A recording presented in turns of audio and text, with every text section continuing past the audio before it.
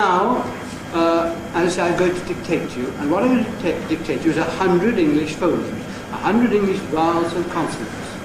I'm going to do them in two halves. The first half will be 10 words, and each word will be a sort of compound word. And what you have to do is simply write the word down. Now, as the words don't exist, as they're not real words, they're imaginary words. They may be imaginary words, but they're perfectly possible English words. There is no sound in them that is not a normal English sound. And all these normal English sounds come together in normal English ways. Right? So they are very much English words. In theory. They're very much examples of the phonology of English. So I'm going to dictate those to you. I wanted to put plenty of problem sounds in, which I have, problem groupings of sounds, and also, just for your amusement more than anything else, I've chosen to make it 100, but if you want to, if you're the kind of person who likes to compare his scores with other people, you can count up how many you got right, and see, I've got a lot of correct solutions here. Right? I'll give you each one for yourself after I've finished. You can count up how many you got right. Cheat yourself if you like, I don't mind. Count up how many you got right and how many you got wrong, and give yourself a percentage, and you can trust your best friend not to disclose it to the rest. Right? So, here we are then. I'm going to start with the 10 words, and I'll say 2 at a time, because they are compound words in a sense. Now what you're writing down is just the phonemes. I'll tell you if you like, it might help you. In the first line, the average line has only been 5 words, and taking 50 phonemes, the average line has 10 words, right? 10 phonemes, sorry, 2 words. And in fact, the first 2 have got exactly 10. The third has got 11, the fourth has got 12, and the last has only got 7. Although it's spare for him. So here we go, here's the first word. Skero-lishep. Don't say it, don't repeat it after me, please. Don't mutter it to yourself even, because you might put somebody else off, lead somebody else astray. Just hear it from my lips. Skero-lishep. And write it down. Now I'll say it as often as you like, so don't get worried if you haven't heard it enough. Skero-lishep. And don't mind repeating it. Skero-lishep. As often as you want to hear it within reason. I shall stop, and I think most people have got it, and there are only 1 or 2 stragglers who would never get it. Skero-lishep. Skero-lishep. Now, is there anybody who still wants to get it again? Skero-lishep? Good. Nobody's been bold enough to ask it again, so I'll go to the second word. The second word is Satar-Krogli. Satar-Krogli.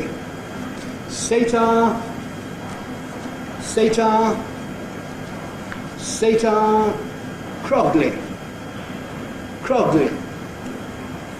Satar-Krogli. You want the word separately? Satar and Krogli. Just like I could have said Skero and lishep. Satar-Krogli there. So if you've all got Satar-Krogli, let's go to the third word.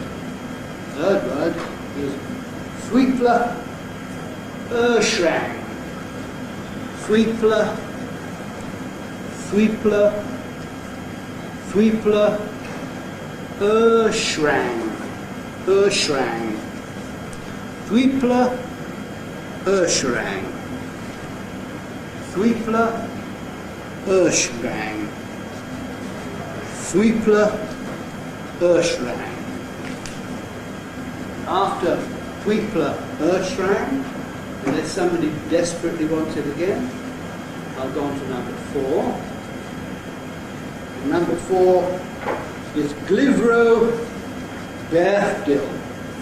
Glivro-Berthdil. Berthdil.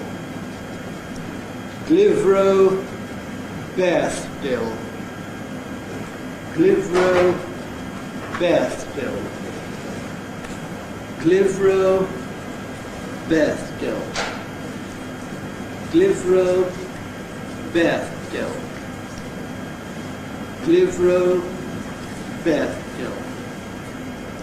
Right, if you've heard Glivro, Berthdill often enough, now go on to the last of the words, last pair. Yavoy, woot. Yavoy, woot. Yavoy, woot. Yavoy, woot. Yavoy, woot. Yavoy, woot. Yavoy, woot. Everybody feels they've heard Yavoy, woot often enough. I'll go on again. Do just show your hand, yes. Both halves of it, or just woot, woot.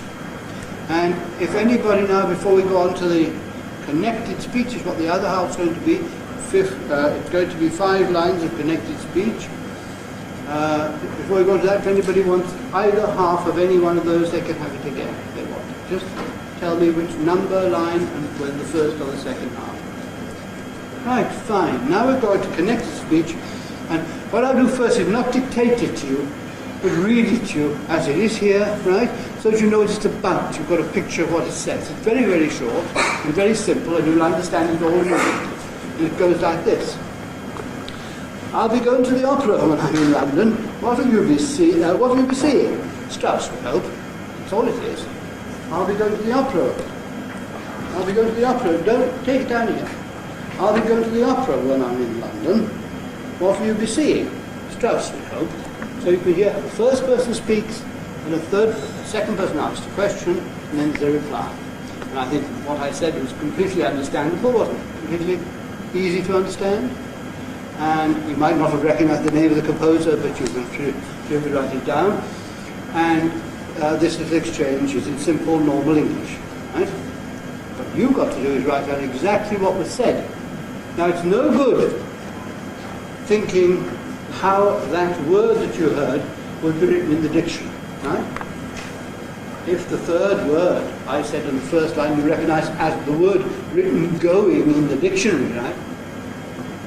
If I didn't say it exactly like that here, then you've no business writing it as in the dictionary. You are writing what I said, not ideally, if I was speaking very slowly, saying words separately, but exactly how I happened to say it when I spoke it on this occasion. So be warned of that. This is simple, direct, continuous speech.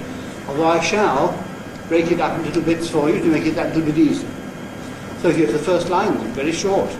Only 7 phonemes. I'll be going.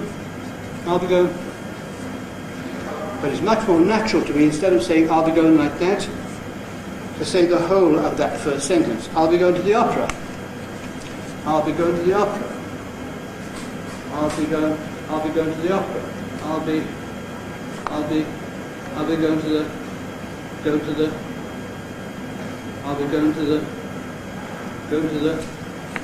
I'll be going to the opera. I'll be going to the opera. I'll be going to the opera. I'll be going to the opera. I'll be going to the opera. Right. Now, anybody want any part of that again? I can't see any individual word of that by itself. It is even a bit of an effort for me, and a bit undesirable that I stopped at the end of the first line, as I've written. Because I wouldn't ever in speech stop, having said the word going the way I did say it. Go to them is the natural grouping form. But anyway, to keep it convenient, I've made a break there. So the first line, I'll be going. Second line, to the opera. I'll be going to the opera. Right, and the third line is when I'm in London. When I'm in London. When I'm in London. When I'm in London. When I'm in London. When I'm in London. When I'm in London. When when I'm in London, when I'm in London, when I'm in London, when I'm in London, when I'm in London. Right, anybody need that any more times? Good. And the fourth line is the question asked by the other person. What will you be seeing? What will you be seeing? What will you be seeing? What will you be seeing? What will you be seeing? What will you be seeing? What will you be seeing? What will you be seeing? Seeing. And the last line is Strauss, we hope. Strauss, we hope. Strauss, we hope. Strauss. Strauss. Strauss, we hope. Strauss, we hope. Now, is anybody seeing any part of that again? They feel they couldn't hear it clearly. Speech. I'll be going to the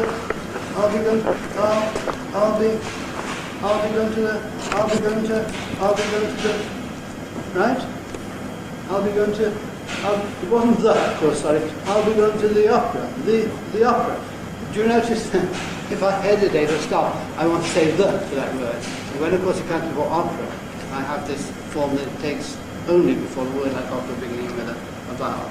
The opera. The opera. Right. Okay. Any other last request? Right, then we'll have a look and see what I was reading from and what it looks like on that, right? I'll pass it along, please. They're all in the symbols that you hear there. What you will notice is there are a lot of little dots in between the symbols, but they're not in between each symbol, because I must remind you that when we're counting phonemes, that certain phonemes have to be represented by two symbols at once. And you see in Sciro, although there are 1, 2, 3, 4, 5, 6, 7 letters used, it only represents 5 phonemes. And there's no dot put in the middle of ear or in the middle of O, because they're just units. So if you're counting to see what score you've got, then you must count each of those as one. If you've got the O wrong at the end of it, that's 1 point off your total. If you've got the R wrong, that's another single point off your total. But anyway, every phoneme has a dot between it and the next if it isn't within your end of a word. In the case of Lie-Shep, there's a hyphen there to show that really that's treated almost as 2 words. Certainly the esh that begins the word, this half shep, does not belong in the same syllable as that. Sometimes you get these syllabic divisions within words, and that accounts for the fact that I in lie was quite long. If I had been saying another word, which might be Elisha, then the I would have been much shorter under the influence of the sh in its own syllable. But it was in a separate syllable, so lie was free to be as long as it liked. Which is not true of the sate, the A in satar, or the E in whipla.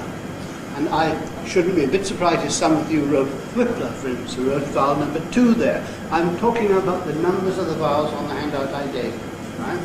Vowel number 2 in whipla instead of number 1. And the same goes for woot, for instance. I could imagine that last word in line 5 would have been transcribed by some people with vowel number 8, but that would have been woot, not woot. But people are often influenced by the fact that it's so short. One of the things that we hope this ear training does for you is enable you to sensitize yourself by observing where you go wrong, to sensitize yourself to what effects these special consonants have on English syllables. And the special consonants you have to bear in mind particularly are these.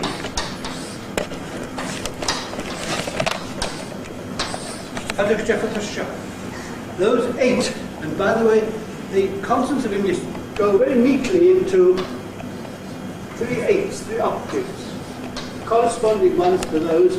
These are sharp, what I call sharp, with the good word as any for them. I don't like words like fortis that you may have read in a learning book. They're sharp. But a good j. There's another set of 8, and they're exactly parallel. English is a very neat set of consonants. Very few languages have got quite as many pairs, matching pairs of fricatives as we have. They've often got one out of these vertical pairs, not the other. Anyway, we've got 2 nice sets of 8. Well, enough to do it, we don't make much use of that one, and we're a bit vague when we do use it. Some words end in it, others end in j. But we can't make other words to say j or j on an occasion. Yes, and there's another set of maximum pronouns. All these first 3 there, those are all bilabial, those are all alveolar, those are all velar, and so on. But these are voiceless and sharp anyway, and these are soft, maybe voiceless, maybe voiced or voiceless, but are softer, and these are nasal. And then you've got, we've got to put H there, so we put H there. You've got L, R, and R. The last set, a bit of a rank back, a bit of a group, unrelated group if you like, but they can all be called approximants. We certainly do call these approximants. As you know, we call all these, up to this point we call plosives, middle to there we call affricates, and the remaining ones we call fricatives. These are nasals, and then you can call that lot approximants. Most people do. Some people argue about whether H is an approximant or not. It's a bit of a thing on its own, H, so it's not worth arguing about it. So, now I should be very interested to hear what sort of mistakes, what sort of misapprehensions you did have. I should have imagined most of them were fairly easy, although you might have had trouble with this sciro. I thought that was something else. I rather regard these as quite easy. I hope the next one will be a little bit harder. But I've got to tell you one other thing about the vowels. If you put Crogley, instead of Crogley, you put Crogley, well, it's not what I said. So I would regard it as wrong.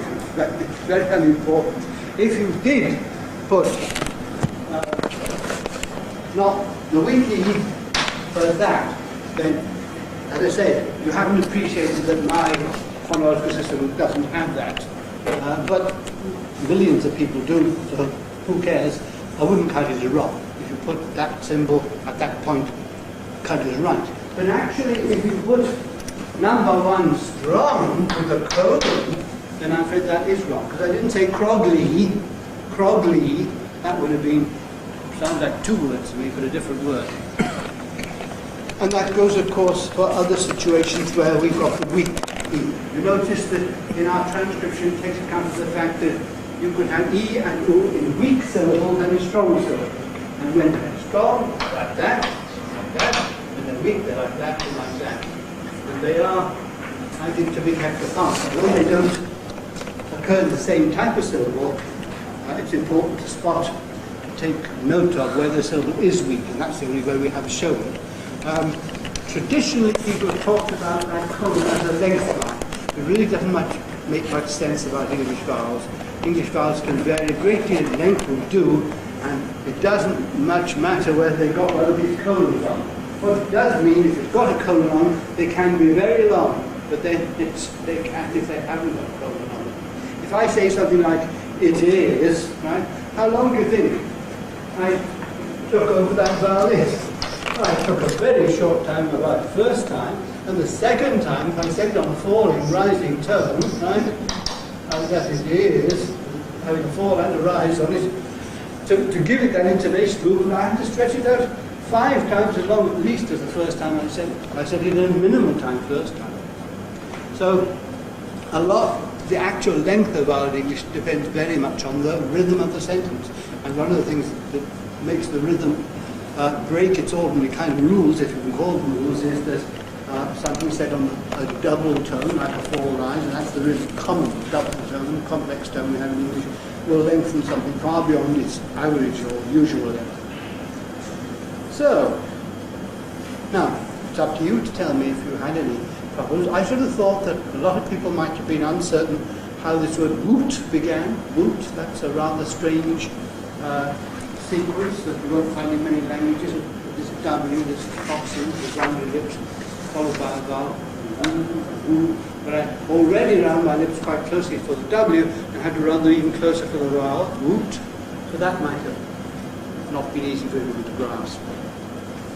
And when it comes to the connected speech, of course, it does help if you know how people do ordinarily pronounce a lot of words. And if you know something about the word I'll in English, for instance, you will notice very frequently used by many speakers, although it's ordinarily thought of I'll, and I would say it that way if I were emphasizing it, I'll do it. I might not, but certainly when it's not stressed, I tend to put R. And even when it's stressed, I'm happy to say R. It's a common variant of it. It's the effect of the L tugging it back so that the I drops out. The L sort of absorbs the R. So number 5 vowel there. As I said, be, the, and be. Be twice, be the first line and the fourth line. All those, if you wrote those and you counted up and score yourself, give yourself full marks if you wrote that instead of the weak one. But don't if you wrote the strong one, but they won't strong. Perhaps you might not be have noticed that there's a weak form of the word when. I would not recommend you to use it or to teach any pupils to use it. The word when is best treated as always when. But the fact is that we, at times, now and again, we can. There are a number of weak form words in English that you really must adopt if you're going to sound natural in your English. And those are listed, well, I should be talking, I begin lectures with you next week. I've got 4 lectures with me starting on Monday morning. And I should be talking about connected speech. The second of those, at 9 o'clock on Tuesday morning, I'll be dealing with the weak forms that you really must pay attention to. And I shall have to tell you about those, but also in that lecture I should be warning you not to make up ones for yourself which either do not exist or are quite inessential and would be a waste of time to teach to your own pupils. And if that was so, then if I would have to mention this word when. It has a weak form occasionally, but for heaven's sake, forget it now.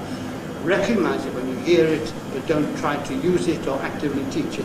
It would be a waste of time. When is a perfectly normal pronunciation of that word on all occasions, which can't be said about certain other words. Not many of them, fortunately. I might expect people with a German language background to write London with just DN. Some people might have found wattle a bit strange, or wanted perhaps to put in a schwa. I don't regard that as a very bad mistake. If I was giving halves, I'd give you half marks for writing wattle as wattle. Because this is what many people analyze it as chronologically, just in a bit. But in fact, I didn't say wattle, because there was no release of the T. Wattle was released laterally, as we say. In other words, I didn't take my tip of my tongue away from my alveolar ridge before I made the L sound. I released it during the L sound, so there was no separate schwa there. No. Strauss, we hope. I think it's a very easy setting. Easy lot. Now, anybody had the energy to count up what the score was?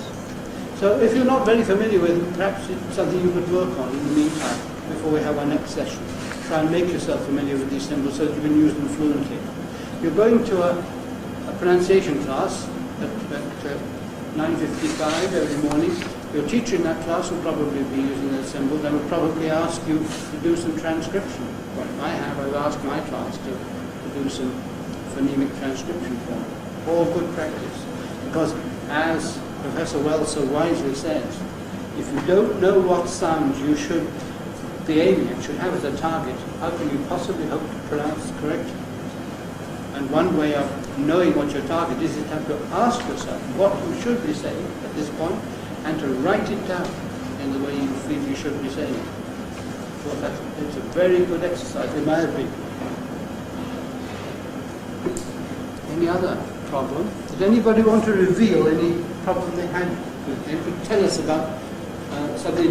Was there anything that somebody did that I didn't predict, for instance? May well be, because different language backgrounds affect different people in different ways. Did anybody get them all absolutely right? I'd be amazed if anybody did.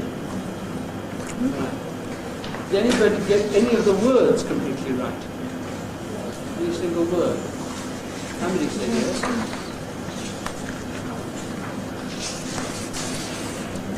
Anybody got any sort of question about it? You got 3 words. Three words right. Good. Is that 3 half words or 3 lines? 3 words. Right. Good. Mind you, the point is that getting them right, getting them wrong is not a very big matter, because some mistakes are far worse than others. You might have got some very small thing wrong with something, so if you did quite well, you do so. Did anybody get woot right, for instance? Anybody? Not a single person? One person did that? Oh, few. Yeah, good. Did anybody get thweepler right? Anybody get thweepler? Good. Well, not many, only 1 or 2. And that's not surprising, because even for English speakers, that thw is an unusual consonant sequence. And some people find it a little bit difficult, right? Not really, but we have a few words with it. Thwack is the most common word, I'd say, but not many words. You look up in the dictionary, THW, you won't find many words in that little group. But it does exist. The third sentence again. What will you be seeing? What went wrong for you in that sentence? Can I see your version of it? When I'm in London. Oh, that was the third. Oh, yeah. When I'm in London. Oh, yes. You've got wet, right? But you've written something I could have said. I could have said, when I'm in London. When I'm in London. This would have been a very, what she wrote would have been a very idiomatic way to say it, when I'm in London. Because quite often, native English speakers do reduce the word I to and they reduce the word I'm to In fact, they're far more likely to reduce it to than to And I find that when I ask people to write what they think their target should be when they do phonetic transcription, phonemic transcription for me, they very often write instead of I'm. And when I hear people say that too. Now, it's clever of them, if you like, in a way, because what they're doing is they're saying the word I'm so quickly that they're reducing it.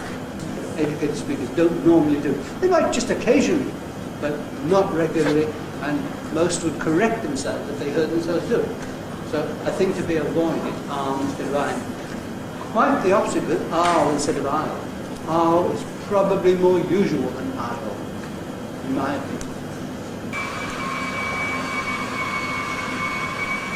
Okay, well, we've got another one on Wednesday. So this one there.